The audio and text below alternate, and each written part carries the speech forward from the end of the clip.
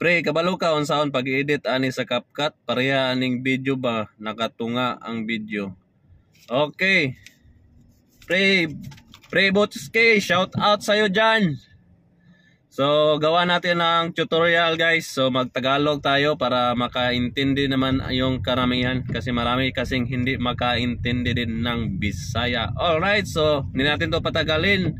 Gawa natin ng tutorial. Let's go!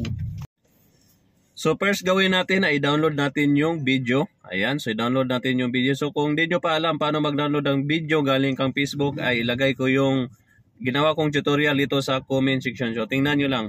Ayan, so kung ma-download nyo na yung video, ay open na natin yung CapCut natin. Ayan, open natin yung CapCut. Pagkatapos ay click nyo lang yan, new project.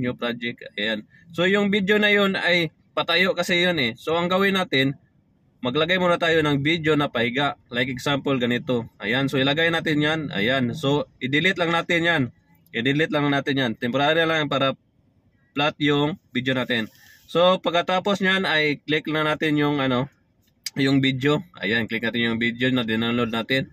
Ayan, so ayusin lang natin paglagay. Zoom lang natin. I-zoom para ma-plaster natin yung video. Ayan. Pagkatapos nyan ay overlay lang natin yung mukha natin. Pagkagaya nito, itong salita ko, i-overlay ko.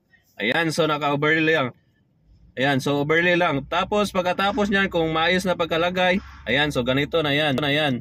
Ayan, so ganito na ang result niyan. So pag sa tingin nyo ay okay na, so click nyo lang yan. Yun lang, export. Ayan, so click export. Ayan, pagkatapos niyan ay okay na yun. Alright guys, so yun lang guys. So sana nakatulong itong video tutorial natin. Lalo na sa iyo pare, shoutout sa iyo dyan. Sana nakatulong itong video sa iyo kung paano ba gawin yung mga tinatanong mo. So yun lang guys, thank you for watching this video. Babu.